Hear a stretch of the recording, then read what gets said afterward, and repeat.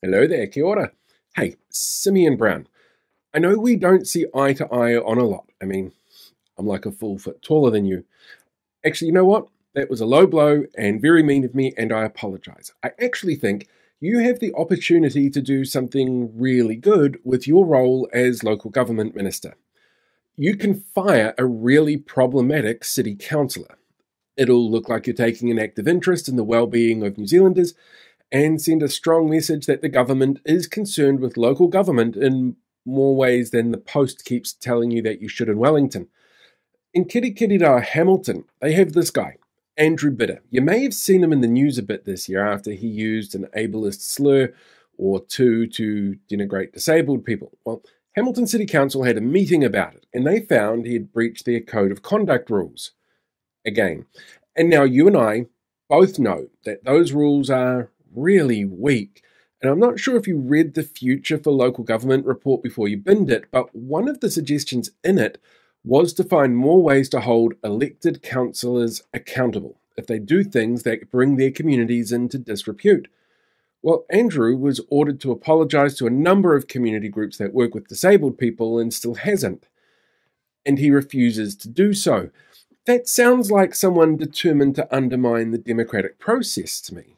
And I totally get you may not be aware of the other things Bidder's been up to. He's actually part of a conspiracy-fueled sovereign citizen-aligned group calling themselves the Hamilton Residents and Ratepayers Association. It's actually run by this guy, who's been convicted multiple times for serious fraud. He's publicly worked with Liz Gunn to plan ways to subvert the democratic process and undermine the work of councils all over the country, which would undermine the work you want them to achieve as minister. He even brought up the conspiracy about 20-minute cities in his defence for his original issues. Oh, remember the story that came out during the election campaign about the sovereign citizens that issued execution writs to councillors threatening their lives over those 20-minute city conspiracies? Well, Bidder is part of that group and was in the audience that night. I mean, so is your National Party MP Ryan Hamilton, so maybe don't ask him for advice on this. He's also been involved with people who have threatened physical violence against elected councillors, like this guy, who felt it was okay to tell people to take women out back of the bike shed and beat them. Now, I get that there may be concerns about stepping in. It's not like Wellington, where a couple of disgruntled elected officials are unhappy that they're in the minority on a democratic decision-making process and have an inordinate amount of press coverage because of it, after all.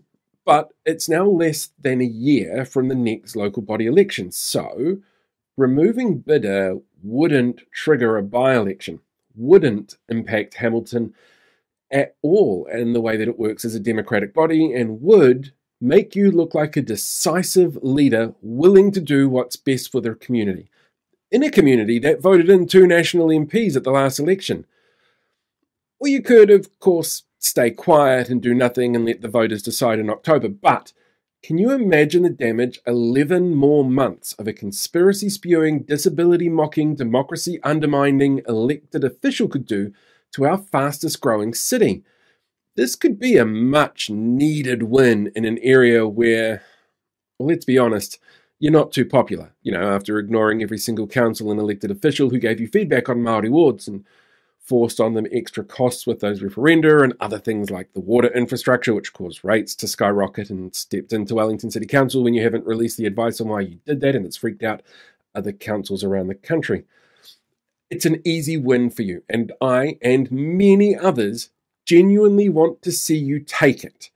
And to do that, you just have to show elected officials who genuinely undermine democracy that there are consequences for their actions. So come on, Simeon. Do it. Oh, hey there, podcast listener. Look, you've reached the end of this episode, and I know my episodes are short, so I'm sorry it feels so abrupt. But hey, you've got plenty of options from here on in. You could Go and listen to more content if you want to, and feel free to rate it on whatever platform it is that you're listening to. You could go and check out some of my other pages as well, because there's slightly different content on different pages, like my TikTok page or my YouTube page. But you could also sign up for something like my newsletter, which comes out weekly and takes a look at sometimes in-depth issues that I haven't been able to cover in the shorter videos, or great big investigation pieces. They're all a little bit different, so check all the links out in my bio. It's super easy to find, and hopefully I get to see you on one of the other platforms as well as catching you here having a listen.